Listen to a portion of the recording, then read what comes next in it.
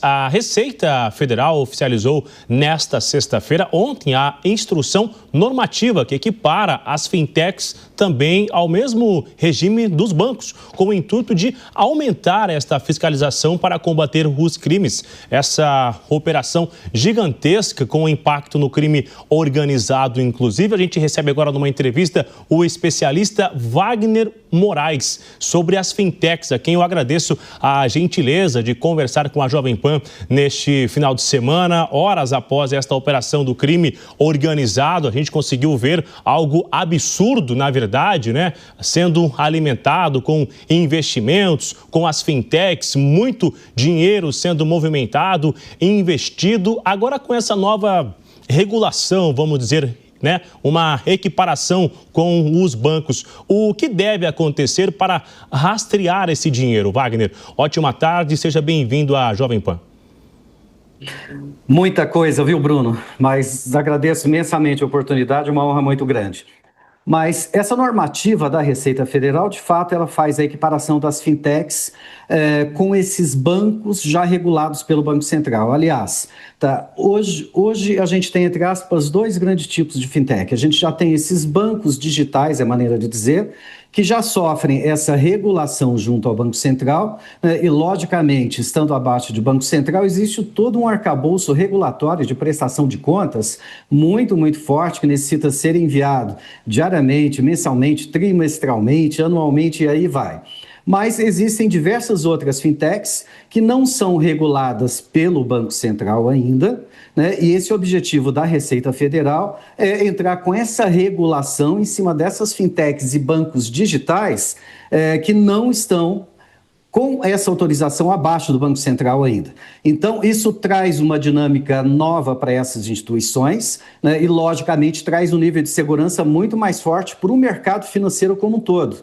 Essa ação do crime organizado, ela não acontece hoje, né? Ela já vem de alguns anos aí dentro do mercado, né? E, logicamente, operando de diversas formas, né? Esse ponto mais importante é que houve essa união muito forte do Banco Central mais a Receita Federal, né? Mais esses outros órgãos do governo, para que, de fato, olhem isso com cuidado muito grande e entrem com um processo regulatório mais forte, encorpado, para que dê todo o nível de segurança para o mercado financeiro. Eu vou também aproveitar e chamar na conversa o Luiz Augusto Durso, que faz também uma pergunta ao senhor. Boa tarde, Wagner. Prazer recebê-lo aqui na Jovem Pan. Wagner, claro que por essas fintechs não terem a regulação, elas não tinham a obrigação de encaminhar esses relatórios e essas informações à Receita. Mas elas não têm uma questão de compliance interno que, diante de uma grande movimentação de valores, aí falam em mais de 40 bilhões aí que o crime organizado conseguiu movimentar para fundos de investimentos por essas fintechs, essas empresas elas não poderiam ter notado algo estranho e elas terem feito já algum tipo de denúncia, etc. Ou pode haver uma negligência ou omissão proposital, porque essas fintechs também gerariam ali lucro por movimentar grandes valores de dinheiro. Ali, na verdade, a pergunta é: precisamos da regulação para que as coisas melhorem, ou de fato, se as fintechs tivessem sido um pouco mais eficientes, cautelosas e pensado na segurança pública, elas já poderiam ter feito esse tipo de denúncia sem a necessária nova normativa da Receita Federal? Sem sombra de dúvida, viu, Luiz? Veja, hoje existem dois tipos de fintech, só retomando um pouco, existem essas que já estão com esse processo todo de regulação junto ao Banco Central e essas que não estão. E dentro desse modelo de negócio, existe um modelo que se chama Bank as a Service, é como se fosse uma barriga de aluguel. Exemplo, se eu quiser montar um banco digital, posso contratar uma instituição financeira já regulada pelo Banco Central e eu ficarei abaixo dessa instituição financeira. Faço abertura de contas, de base de clientes que eu tenho, mais um monte de outras coisas e começo a transacionar, Isso equivale a dizer que é como se eu tivesse o meu banco, mas não de forma regulada, né? Existe uma instituição financeira regulada acima de mim que faz todo o processo de prestação de contas. Mas existe uma modalidade desse tipo de negócio que se chama conta bolsão. né? Exemplo, eu faço abertura de uma conta corrente em nome do meu banco digital junto a essa instituição financeira, né? E dependendo do modelo de negócio, faço abertura de diversas contas de clientes meus e todo o processo de movimentação financeira não é aberto no nível que se deve, ou seja, o nome do cliente, o que ele está movimentando, de onde que vem, isso, mais aquilo, né? Então, essa modalidade de conta bolsão que abre espaço para que haja esse tipo de crime, esse tipo de movimentação, sem que se dê o nível de abertura necessário à Receita e ao Banco Central, né?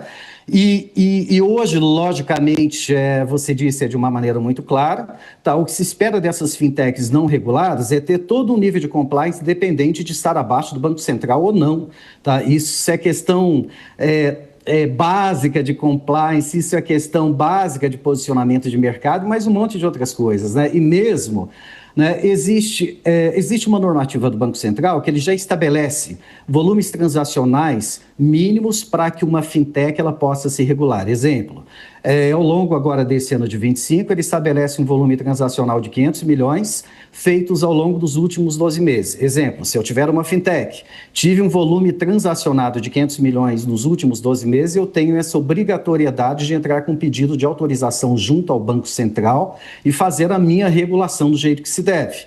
E a partir de 2026, agora esse volume cai para 350 milhões nos últimos 12 meses, a partir de 27 cai para 200 milhões, se não me falha a memória, e a partir de 28, 29, esse volume ele cede mais ainda. Mas decorrente do que aconteceu, acredito fortemente que o Banco Central deve dar uma revisada nesses volumes e, de fato, entrar com uma cobrança, né, e, logicamente, com um acompanhamento muito mais forte agora para que esse tipo de procedimento, esse tipo de crime, ele não ocorra mais dessa forma, entre aspas, mais solta nessas fintechs não reguladas.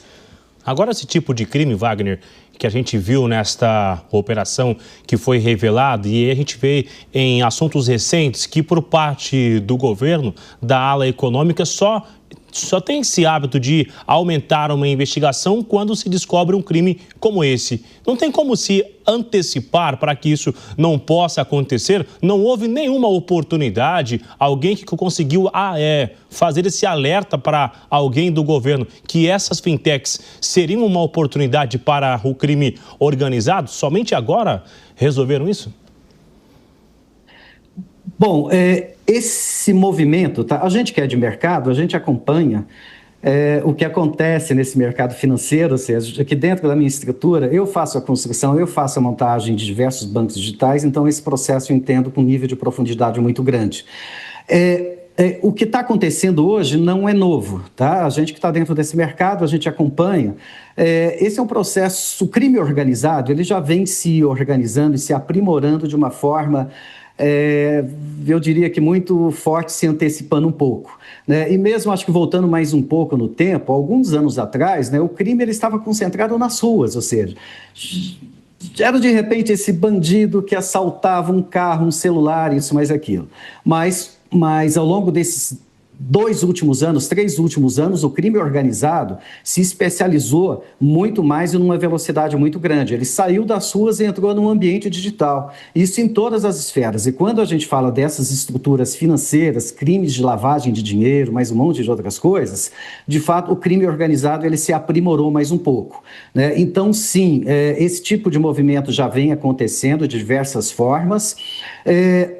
Eu gosto muito e admiro muito o posicionamento do Banco Central e esse arcabouço regulatório que existe, mas o que faltava mesmo era essa integração mais forte, na minha visão, entre Banco Central, mas a Receita Federal, o Ministério Público, numa força conjunta para que eles possam acompanhar e se antecipar a esse tipo de movimento e aumentar esse nível de fiscalização no mercado.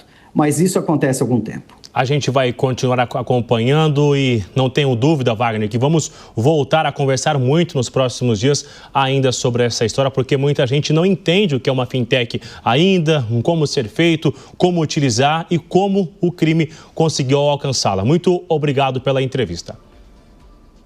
Sim, eu que lhe agradeço imensamente. Uma ótima tarde a todos.